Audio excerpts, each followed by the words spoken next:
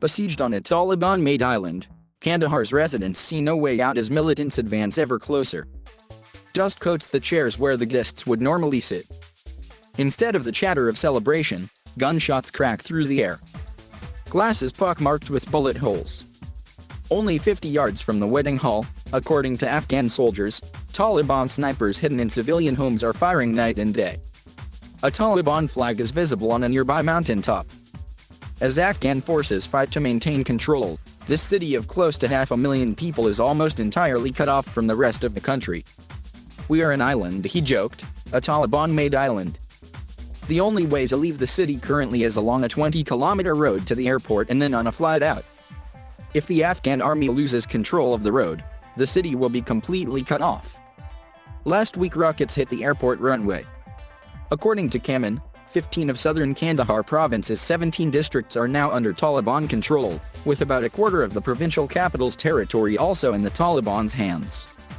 Elsewhere, Taliban forces are threatening other provincial capitals including Herat and Lashkar-Gah.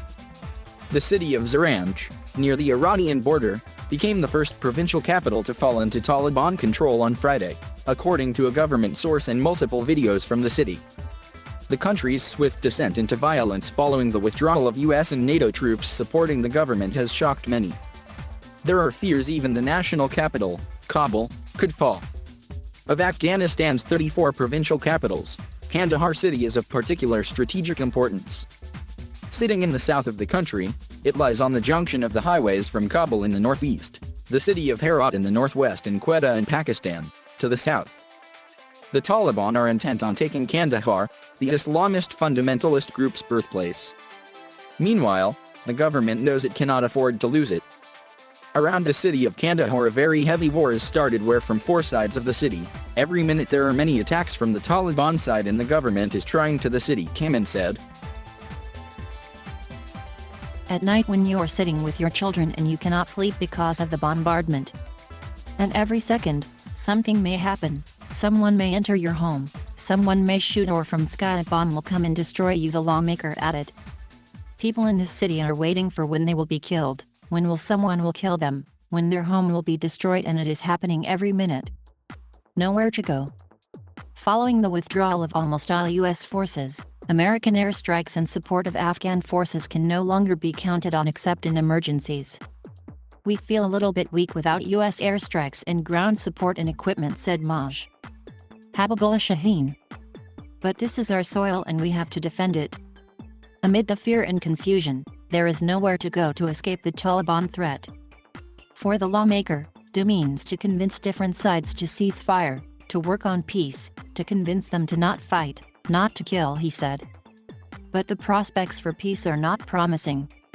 While US-backed negotiations between the Afghan government and the Taliban continue, experts say the latter wants full control of Afghanistan and will continue to seek leverage for that goal on the battlefield.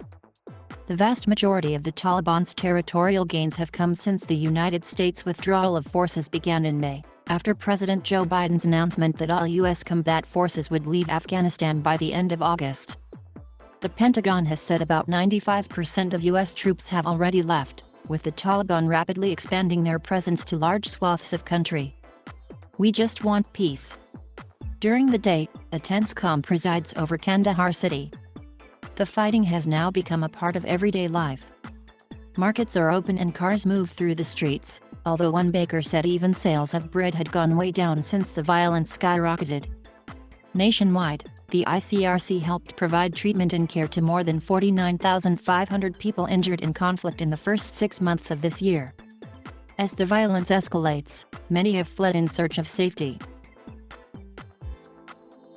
An estimated 294,000 people have been forced from their homes since January, the United Nations Refugee Agency reported on July 21, bringing the total internally displaced to more than 3.5 million. More than 10,000 people are now displaced in Kandahar city, according to the UN. On the outskirts of the city, some 30 families have sought shelter in a makeshift camp in a dingy construction site on a roundabout. Among the latest arrivals were street vendor Mohammed Ismail and his family of 8, who climbed out of a tuk-tuk. They had just come from the village of Malajad, 5 miles away, where an hour earlier a massive airstrike had hit 2 shops in the market where Ismail works selling second-hand clothing. The village has been caught up in heavy fighting between Taliban and Afghan forces in recent days, with homemade bombs and gunfire claiming lives. The airstrike was the final straw. 3 dead bodies were rotting outside our home for 3 days, but it was too dangerous to get them. The Taliban is attacking on one side. The government is attacking the other side. In the middle we are just losing, Ismail said. We just want peace. We need peace. We don't care who's the ruler. People said that when America withdraws there would be peace in Afghanistan, but then they withdrew and the war got worse. Children left fatherless. Conditions in the makeshift camp are awful. There is no toilet. A baby screams constantly as we walk around. One of the men explains that the baby is sick. He nods to 3 other boys sitting on mats looking listless. He has no father. He has no father. All their fathers in the fighting. Rubina, a 35-year-old seamstress who gave only her first name, sits quietly with her 2 daughters. Her husband was shot 3 weeks ago, leaving her alone with the 2 children. She is petrified of what the future will bring. At 6 p.m., the cell phone network is shut off and the streets quickly empty. This is the time the fighting normally starts. As darkness falls, the sounds of war can be heard in the city center. Tracer fire lights up the night sky and the call to evening prayer is punctuated by gunfire and sporadic thuds of artillery. The Taliban seem to be increasing their control in Kandahar. But lawmaker Kamen is still hopeful that Afghan forces can turn it around, and he said he has no plans to leave his home. Ismail, the street vendor, was more cynical. There's no hope for us as long as the war continues, he said.